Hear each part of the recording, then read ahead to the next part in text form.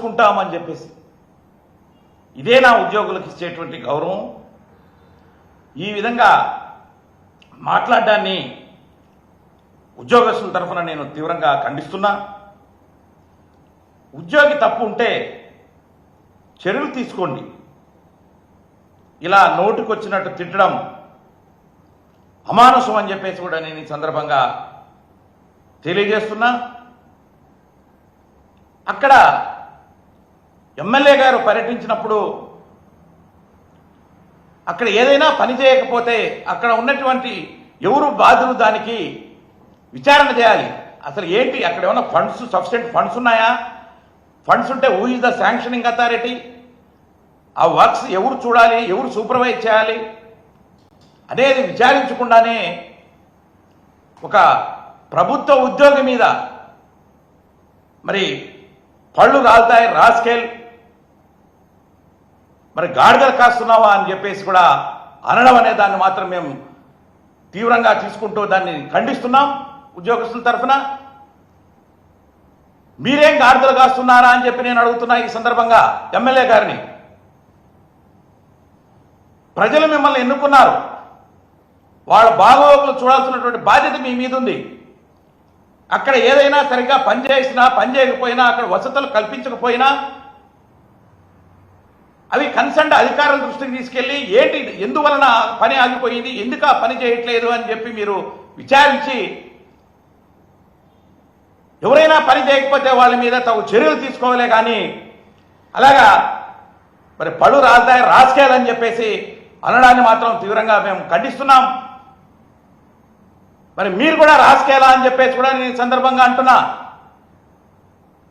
ఉద్యోగస్తుల తరఫున నేను అడుగుతున్నా మిమ్మల్ని,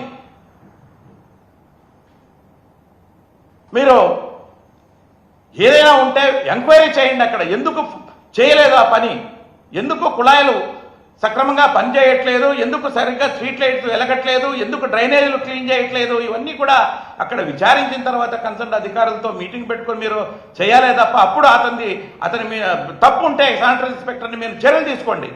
అంతేగాని అందరి ముందు మీరు అలా తిడితే అతనికి ఏదన్నా అయితే, అతనికి ప్రాణాపాయం జరిగితే మీరు బాధ్యత వహిస్తారా అని చెప్పేసి కూడా నేను ఈ సందర్భంగా క్వశ్చన్ చేస్తున్నా ఎమ్మెల్యే గారిని. ఆ యొక్క వ్యవస్థ ద్వారా మరి దాదాపు 15,004 వార్డ్ అండ్ విలేజ్ సచివాలయాలను తీసుకుని వచ్చి వాటి ద్వారా ప్రతి గ్రామంలోనూ ప్రతి వార్డులో కూడా ఒక పక్కా కార్యాలయాన్ని నిర్మించి, ఒక కార్యాలయాన్ని ఏర్పరిచి, అక్కడ కంప్యూటర్ సిస్టమ్ పెట్టి, ప్రింటర్ పెట్టి, ఒక ఆఫీస్ వాతావరణం, ఒక డెవలప్మెంటల్ ఒక విలేజ్ మరి పూర్వకాలం కాదు, ఏదైతే గాంధీ గారు కళ్ళగన్నారో అలాంటి వ్యవస్థను తీసుకొచ్చినటువంటి ఘనత మన జగన్మోహన్ రెడ్డి గారిది. అలాంటి వ్యవస్థ బ్రహ్మాండంగా ఇప్పటి వరకు పనిచేస్తూ ఉంది.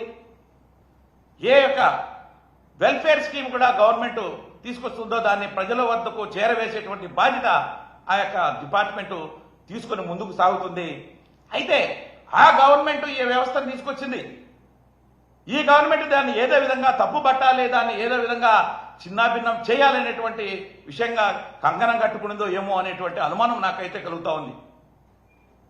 మరి దాదాపు 1,27,000 మంది ఉన్నటువంటి ఆ యొక్క ఉద్యోగస్తులు ఆ యొక్క శాఖలో 1,10,000 మందిని ఐడెంటిఫై చేసి మరి 15,000 మంది దాకా సర్ప్లస్ కింద చూపెడుతూ దాదాపు ఒక 20,000-25,000 మంది ఉద్యోగస్తుల్ని వేకెన్సీస్ అన్నీ కూడా అబాలిష్ చేసేస్తున్నారు. అంటే అబాలిష్ చేయడం వల్ల మీరు ఉద్యోగస్తులకి మరి వాళ్ళ నోట్లో మట్టి కొడుతున్నారా? మీరే చెప్పారు, మేమందరికీ కూడా నిరుద్యోగులకి ఉద్యోగులు దాదాపుగా ప్రతి సంవత్సరంలో 4 లక్షలు ఇస్తాం, 5 ఏళ్లలో 20 లక్షల ఉద్యోగాలు కల్పిస్తాం, లేకపోతే ఇమీడియట్గా వాళ్ళకి నిరుద్యోగ భృతి 3,000 చొప్పున ఇమీడియట్గా ఇస్తామన్నారు. ఎప్పుడండి ఇచ్చేది? సంవత్సరం అవుతా ఉంటే మీరు ఉద్యోగం ఇవ్వరు, నిరుద్యోగ భృతి ఇవ్వరు. ఎందుకు చెప్పాలి మీరు? ఒట్టి అబద్ధాల మాటలు. ఓట్ల కోసం చెప్తున్నారా మీరు? ఎన్నికైన తర్వాత అది మర్చిపోతున్నారా?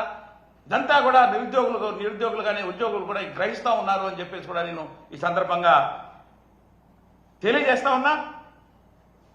మరి ఆ యొక్క గ్రామ సచివాలయ వ్యవస్థను మరి రేషనలైజేషన్ అనే పేరుతో జనవరి 25వ తారీఖున ఒక జియో నంబర్ 1ని తీసుకురావడం జరిగింది. దాంట్లో సచివాలయాలను ఏబీసీ కేటగిరీలుగా విభజించి కేటగిరీని బట్టి సిబ్బందిని కూడా కేటాయించాలనేటువంటి డెసిషన్ తీసుకోవడం కూడా ఆ యొక్క జియో ద్వారా చేశారు.